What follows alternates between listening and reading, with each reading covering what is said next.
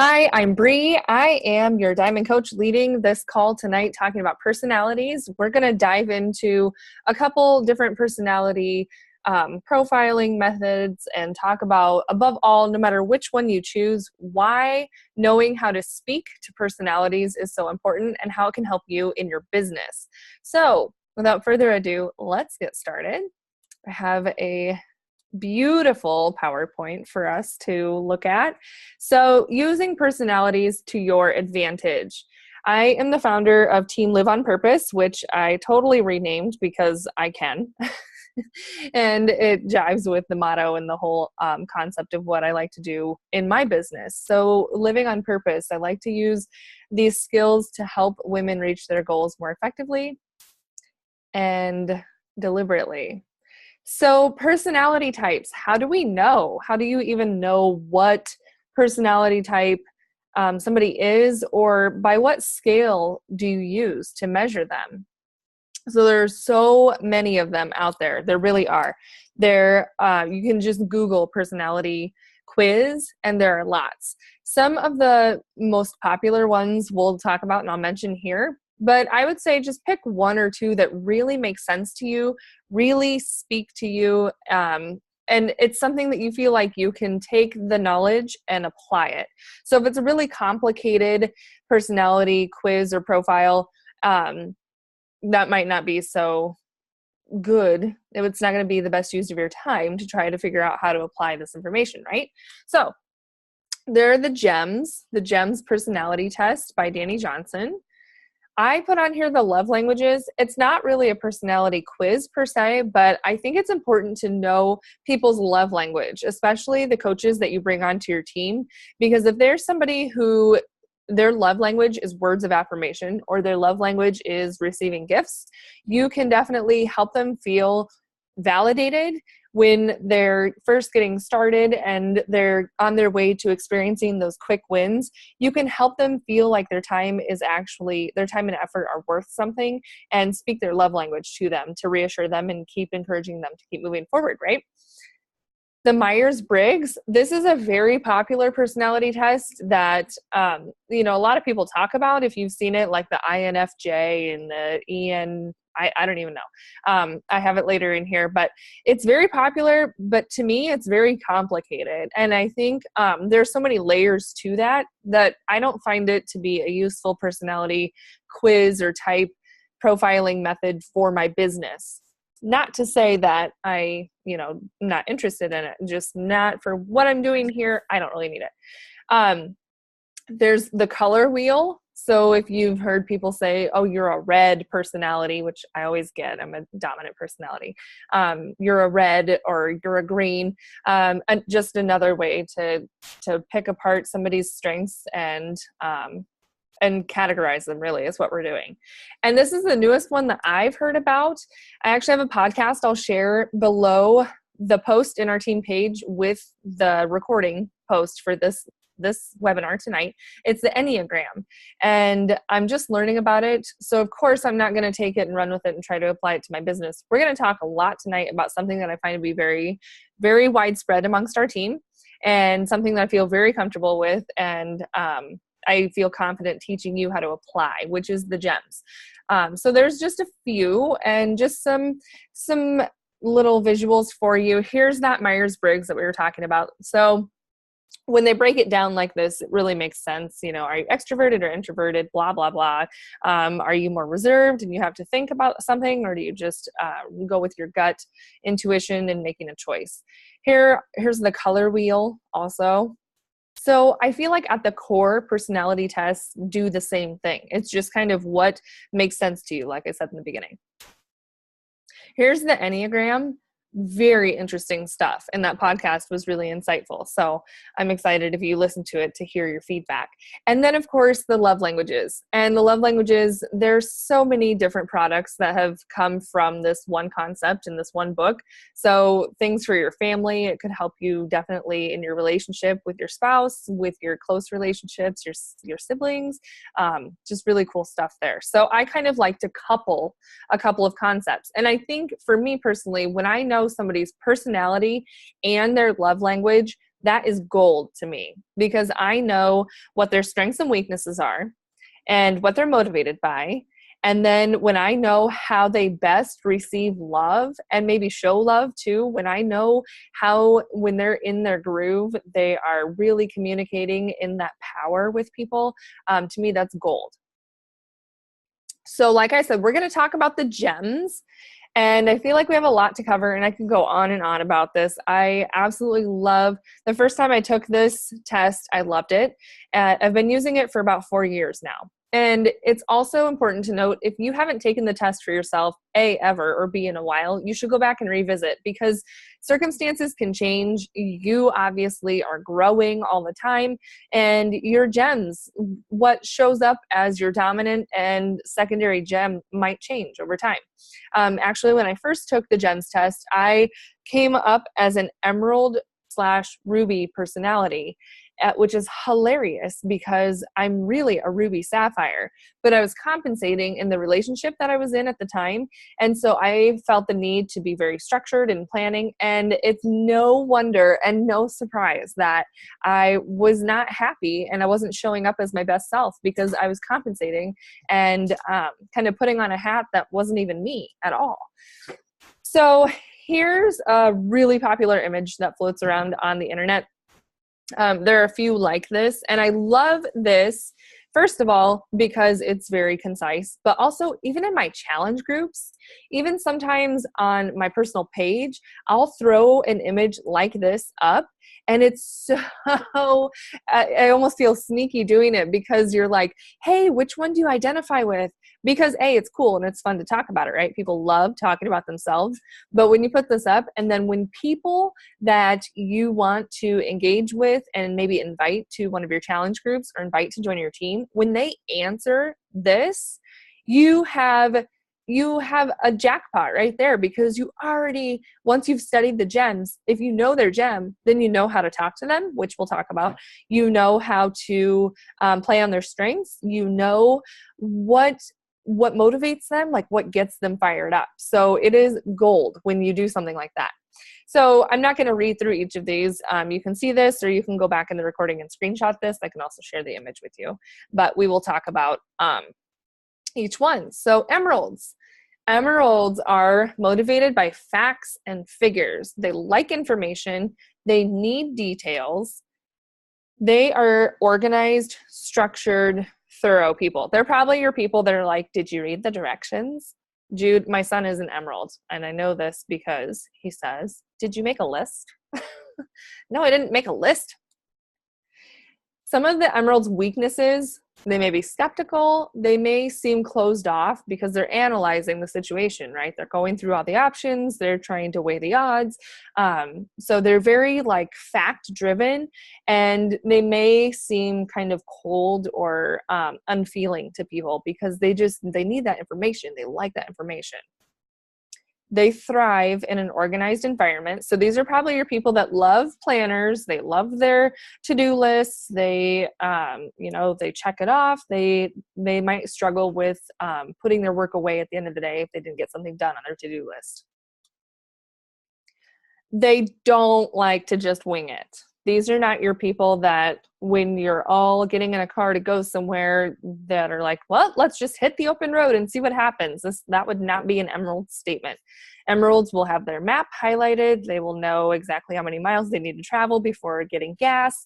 They will never be your people with gas tanks on empty on purpose. So things to keep in mind when you are interacting with emeralds: you need to respect their time, and they really value professionalism. And these are all generalizations, of course. But on the whole, emeralds really like concise delivery in the facts. And so when you're engaging with them and when you're forming them in your conversations on the coaching side, when you're talking to emeralds, they're going to be your people asking, well, how much does it cost? Well, if I do this, then what happens? And they need those other pieces of information to get their data or get their decision made. I missed some letters in here. Give a quick but firm handshake. Respect their personal space. Don't stand too close in their bubble. They're probably going to want to size you up and size up the whole opportunity that you're presenting to them. This is kind of in the business realm. Ask them more specific questions to really get them to talk to you. So they're when you're wanting an emerald to open up, ask them about things that they're working on. Ask them specifics, because they're going to want to divulge those details to you. Don't be a chatterbox. Don't run on forever. They can't handle it. Answer their questions directly. Be concise. Show them the process. That's what they want to know, especially when you bring emeralds onto your team. They're going to want to know, well, how do I get started? What are my first steps? I actually am in the process of signing up an emerald right now. She wants to know, so then what happens after she signs up? And me as a sapphire, I'm like, girl, just sign up. It's going to be so much fun. But she wants to know what to do now. So it's important, no matter what personality type you are, that you honor these other personality types that you're talking to. And when they ask then, so what do I do next? You can give them a couple of next steps before they officially ever get started, right? So what's a great first step that you're going to have them do, whether they've signed onto your team or they're getting ready to? Have them start making their list of people they know. So you can give them a specific task that has meaning, and you're showing them that you're already moving forward. You're showing them the process. Validate that it works. They're good. These are your people that are going to want to see side by sides. They're going to want testimonials. They're going to want to know that it's proven. And lucky for all of us, we have so many testimonials to share, not only on this team, but on Team Beachbody in general. So have good eye contact that is direct and focused as well. They don't like, wishy-washy kind of indecisive people. So who do you know that is an emerald in your life? Can you think of somebody? Rubies. They are motivated by a challenge, goal, or money. And if you're a Ruby, you don't have to be ashamed of that. Money is a tool. It doesn't mean that you're greedy if you're a Ruby. It just means that, so this is a real life example because I am a Ruby. Sometimes when I'm in my workout and it's like, that point where you just want to like shut it off. And you're like, I don't need this. I'll imagine in my head that I'm doing it for money. Like I'm up on a stage and like, if I do these reps without flaw, I'll win $20. Or if I just keep going and I don't push pause, I'll take home $50 or something like that. I've literally motivated myself like that. Classic Ruby. But we need challenges. We need goals. We need something to strive for. Our strengths are that we are direct communicators. Rubies are usually your leaders in situations in the workforce here on our team, and we can make a decision quickly, typically. Some weaknesses, we may be seen as rude or insensitive because we are so direct. We may be unable to share the spotlight, share the accolades, whatever. Maybe defensive because we like to be right. And, constructive criticism is definitely an area that I have made cognizant growth in. Just because somebody is critiquing me doesn't mean that they think the whole thing sucks, right? Friendly competition. So if you have a whole team, a whole downline full of Rubies, a great way to stimulate some action or some growth or, increase your volume or whatever is maybe like a friendly competition. And me as a Ruby leader have to remember that not everybody on my downline is a Ruby, so they're not always motivated by the same things I'm motivated by. So I don't push it. And honestly, you can turn off some personality types by being super competitive. So I have to keep that in check as a leader. But if you want to motivate some Rubies, throw in a competition. They definitely thrive in leadership roles. So within your challenge groups, if we are using the idea of expose, involve, upgrade, we have exposed and are now involving our challengers by engaging them. But a very great way to kind of groom a Ruby for coaching is to ask her to do something specific within the challenge group, whether it's, hey, I'm going to be super busy on Wednesday at work. Can you please help me out? I thought of you because you're kicking ass this month in the group, but can you help me out by going through and liking and commenting on everybody's sweaty selfie?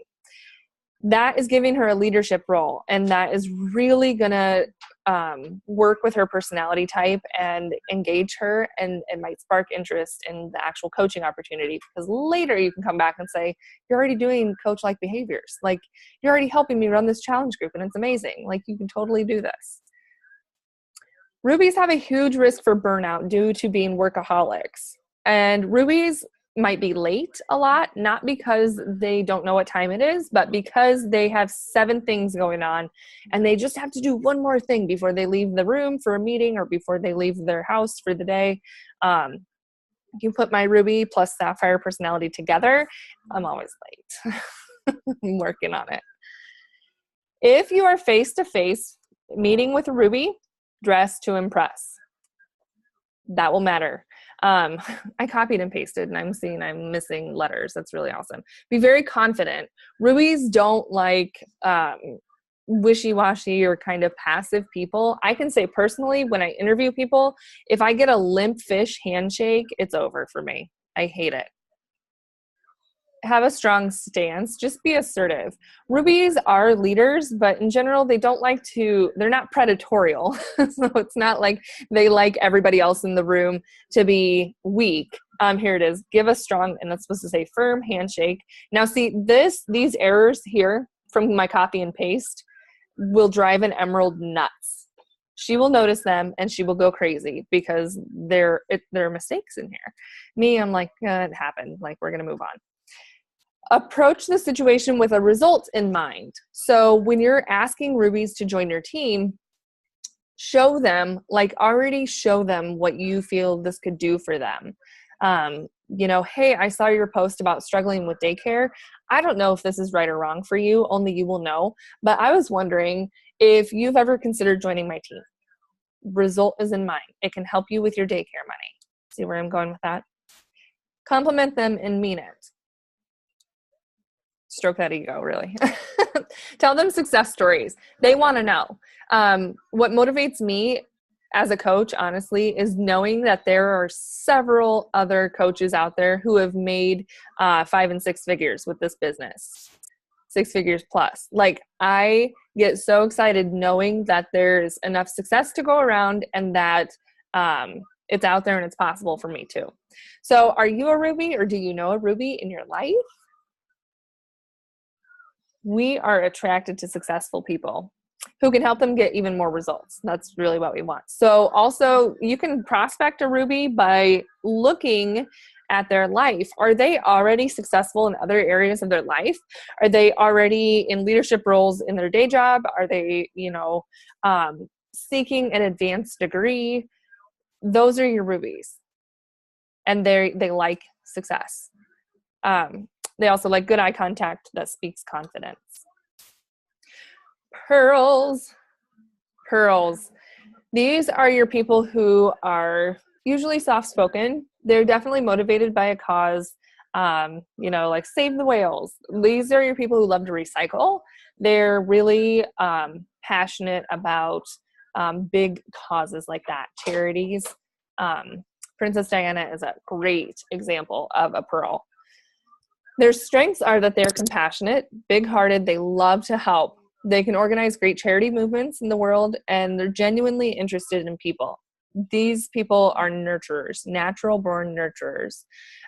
Weaknesses, they can be overrun in group settings because she doesn't like to speak out or rock the boat. Like, conflict is terrible for pearls. Also, immense pressure and competition. So a ruby and a pearl are typically opposite personalities. They prefer to observe. They can appear kind of standoffish or closed off due to their shy nature as well. They thrive in settings that are connected by a cause, so coming together for that greater good movement.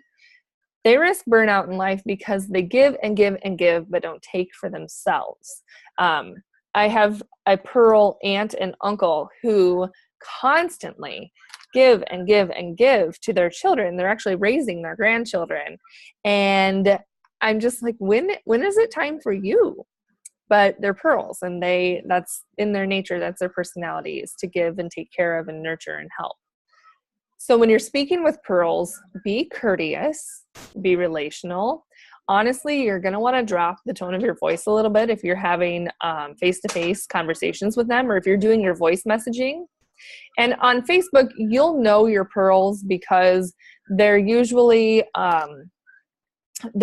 posting about their family or posting about a success with a mission. I have a friend who's a pearl. She started a charity organization for women who have miscarried. They really love their family, and their friendships are very important to them. In real life, they wear earth tones. These are probably your people that are super into like essential oils, truthfully. Not a lot of makeup. They keep their hair natural, like they're going the chemical free route. These are your pearls, okay? Ask them more questions to get them to share information, just in that like nice, not like super assertive, dominant way. So when I, as a Ruby, am talking to a pearl, I'm just like, oh, tell me more about that. Or like, tell me how that goes for you. Or tell me what's working for you. Instead of like, well, how's that working? Are you getting the results you want? Because she's going to be like, oh my God, stop interrogating me. Stop. Be an attentive listener. Don't be pushy. Share your caring and nurturing side. So we all have a caring and nurturing side. Obviously, we're all human beings, right? Make good eye contact, but don't like stare her down. Like a Ruby will want to keep eye contact for a whole conversation, but a pearl might need to be allowed to look away. They're really in touch with their emotions. So let that flow. And they're attracted to people who are giving. So these are your people donating at Christmas time and working the soup kitchens and stuff. Unless you're me and you need to show your son that that's important too. Sapphires are motivated by fun and recognition. Like sapphires, these are your people in real life who wear like non-traditional colors of makeup or hair. They have like really unique hairstyles. They might have like a lot of jewelry on, tattoos. These are your people who rules were made to be broken, honestly. Fun havers. The party doesn't start until a sapphire walks in the room. The Sapphire's strengths are that they're a people person, they're upbeat, bubbly, positive. These people can generate energy and really get a group moving. They are great recruiters because when they love something and something is working for them, they're going to tell everybody about it. They love it. They are often disorganized. If you've ever been in a Sapphire's car, you'll know it because the music is super loud. It's probably pretty messy inside, and they're driving really fast. Rubies drive fast too because they need to get where they're going really fast, right? But a Sapphire usually has that music blaring, and it's usually not a very clean environment. They don't pay attention to details, and they hate the rules. They thrive in settings where they can be true to themselves and create. So giving them space to do their thing and to create something. A Sapphire flaw, though, I will say, especially in coaching, when we have these pre-made templates and groups like the smoothie challenge our team is running, when we have all this stuff, if a Sapphire is left to her own vices, she will not follow that because she'll think she's going to spice it up a little bit. Or if she's a Ruby Sapphire, then she's like, well, I can do it better. I'm going to make this better. When in reality, you don't have to reinvent the wheel, but Sapphires often find themselves doing that. They may have a hard time with emeralds because they have a short attention span. They hate lengthy details. Sapphires do not read directions. Sapphires and emeralds are direct opposites as well. So whereas Sapphire just wings it, I'm just here to have fun, I'm just here to make new friends, and Emerald really wants to know the pros and cons. They want to weigh the odds, they need the details, they need to know all the things, and Sapphires don't need to know any of it. When you're speaking with Sapphires, be upbeat and friendly. Smile, smile, smile. Be fun, really. Give an energetic handshake. Keep things simple. Sapphires, you'll hear Sapphires talk about having squirrel syndrome. They're all over the place, and that's how their brain works. And that's also a challenge, an obstacle in coaching because Sapphires feel like they're doing 900 things at once but not producing results. So if you have Sapphires in your downline, really help them to see how seeing something start to finish is going to benefit them. And then just keep encouraging them and find ways to make it fun. Even when the mundane doesn't seem fun, help find ways to make it fun. Usually colors, bright colors, they like their binders with all kinds of like colored paper and stuff like that. So help her spice it up a little bit. build rapport with sapphires, build that relationship. They love to talk in general. So these people either are outgoing introverts or they're your extroverts. Don't be arrogant. I mean, don't be arrogant anyways, but that's a real big turnoff for sapphires. Show them your fun side. They're attracted to positive people. So the Debbie Downers of the world, probably not jiving with sapphires, unless the sapphire is committed to bringing that girl out of her funk, because, the sapphire brings the party, right? Good yet warm eye contact. So if it's too strict or matronly or they feel like they can't really let loose and be themselves, they're not gonna jive with that. That's not gonna be good for their personality. They're not gonna be able to relax into who they really are. So who is a sapphire in your life? As I've said, my dominant is Ruby and my secondary is sapphire. So if you were watching this recording and you're like, oh yeah, now I get it. So how do you know their gem types? I've given you some clues along the way to visually look at gems. You will also know by the way they're speaking, kind of their wording. Sapphires are notorious for using like 10 exclamation points in a sentence. Everything is so exciting. Everything is amazing. Your rubies are very like dot, dot, dot, dot, dot, really like marked out, very organized. So like posting on Facebook, when you're looking, you'll start to notice your friends who are posting and you might be like, oh, she's an emerald. She's so details. She's like posting all these details in here, but the post, the way it's typed up is really organized. Like I said, pearls are going to be talking about the causes that are near and dear to their heart. Rubies will be talking about how they're crushing goals, right? That's just some of the language that they use. I think it's really important to note also how gems receive appreciation, because you're going to have these people on your team and you're going to want to highlight them and celebrate them, but they don't all receive it the same way. Shocker, right? Emeralds, be specific about what you appreciate. Of course, if you're going to ramble on forever, they're going to be like, what are you saying? Don't get them an impractical gift to say thank you. They don't want just junk hanging around. Something that is very useful in their daily life, something that they're definitely going to make use of, not something that's going to gather dust, is what an emerald would like for a gift. Notice the details. Bring attention to the detail, diligence, research, and excellence they brought to the table on a project or in the home, or in your team page. If they're the person always posting the new facts about a new product, like the beach bar, if somebody was like totally doing like side-by-side comparisons and stuff like that, that would be an awesome way to say, hey, Susie, who's an emerald, I really love the way you broke that down for us. Thank you so much. Because that's her strength. She likes to do stuff like that. And then also you're being specific about what you appreciate, because the sapphire coach is going to be like, it's better. Just trust me. A card is nice, but it needs to be direct. So basically just be as concise as they are.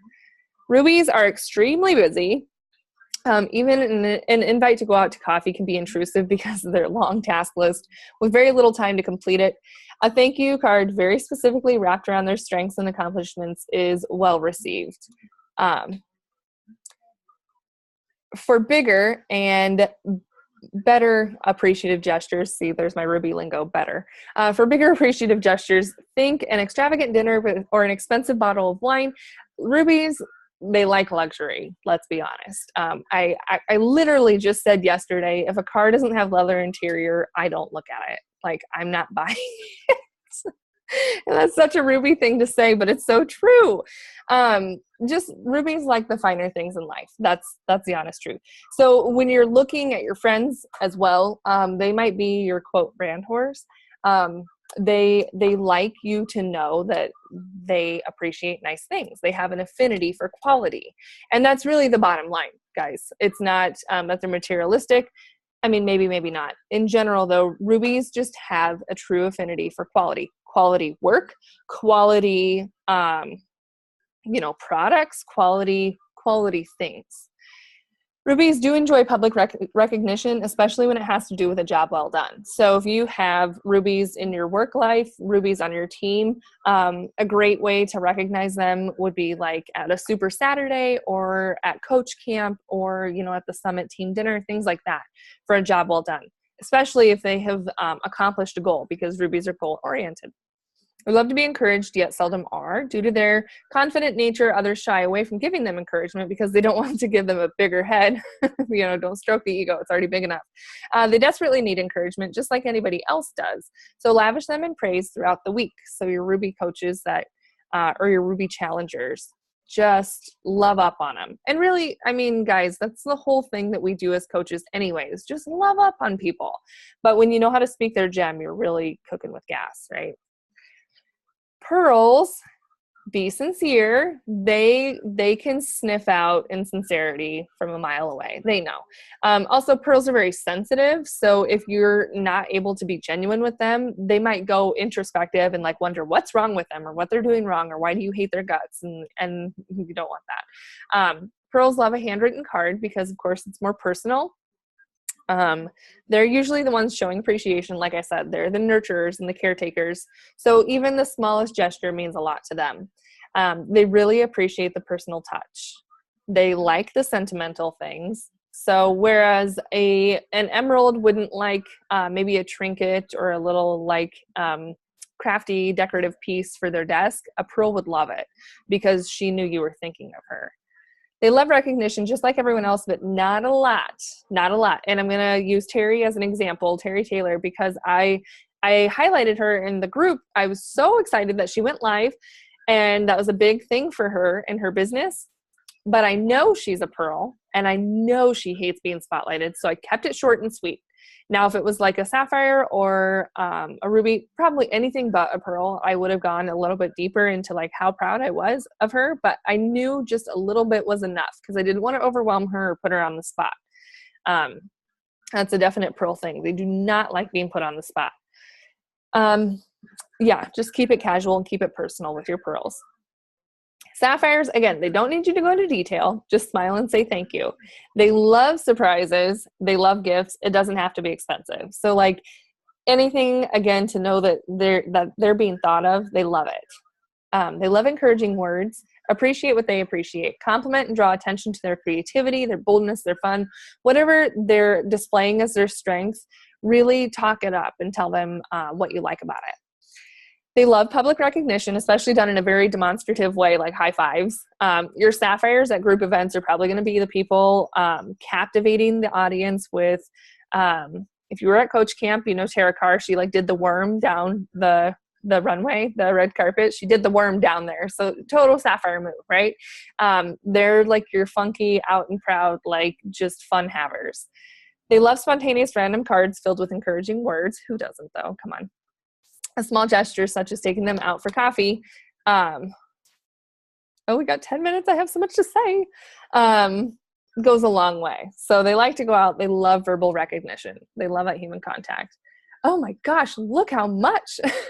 I'll summarize. When you're sharing ideas, AKA when you're recruiting these people, emeralds, like I've said so many times, send them the info. They need the facts. They need to digest it. There's a way and a place and a time to do all these things, which I can totally help you with as far as recruiting, prospecting and recruiting, to use total marketing lingo, but showing them the value and validating why it works. You got to back it up. Okay. Rubies, they need the results just like emeralds, but rubies want to know why it's better, why this is the best thing, and why this option is really the best bang for their buck. Also, keep it concise. Rubies need their goals in front of them. So when I'm recruiting a ruby, I'll say, you can make XYZ money with this. They're going to want to know the money side of it because that's a motivator for them. Validate their ideas and opinions and help them build a bridge. So when you're talking with rubies to recruit them, so if coaching could help you with anything in your life, what would you want it to help with? And then they say, and then you show them why that will help, how that will work.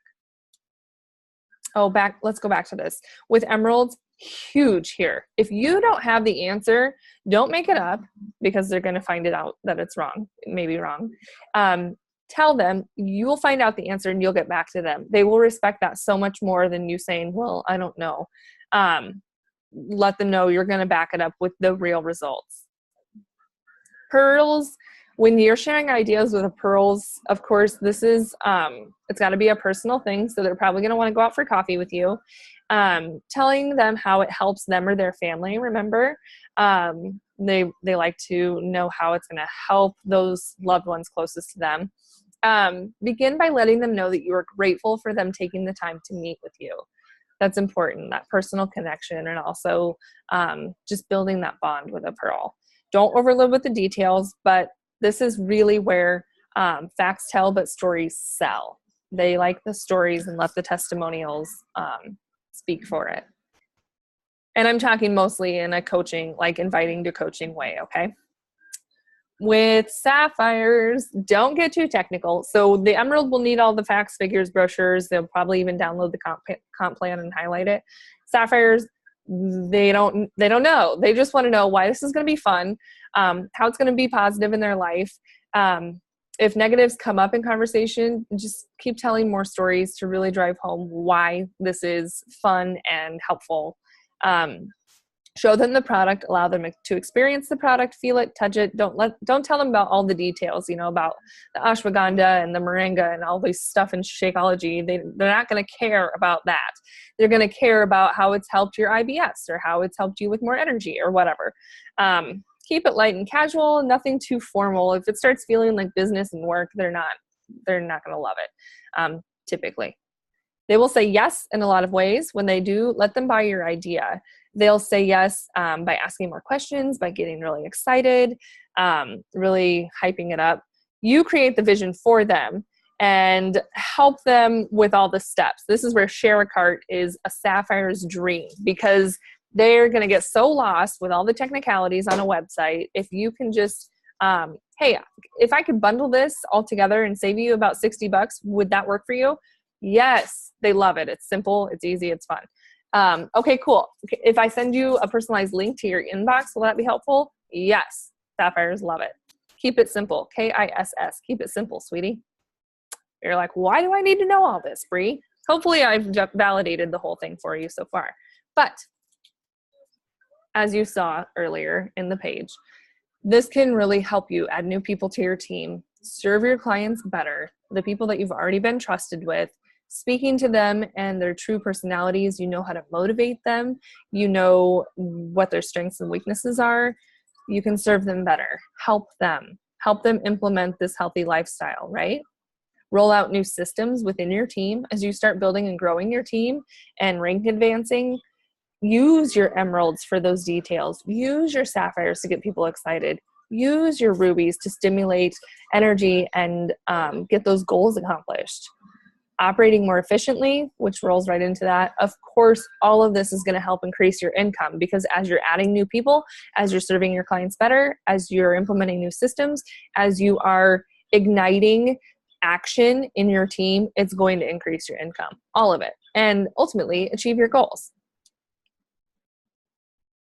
Danny Johnson's Gems Mastery Study Guide. I'll make sure we have that uploaded in our team page, especially so you can take the GEMS test.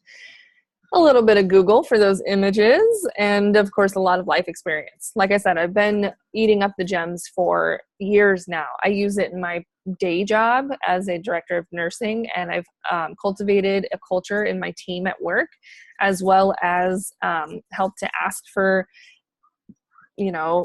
things that I want out of work, which is, more vacation time, not a salary increase. And I was successful in that request. It's just helped me all around because I know how to communicate with people. I know how to motivate them.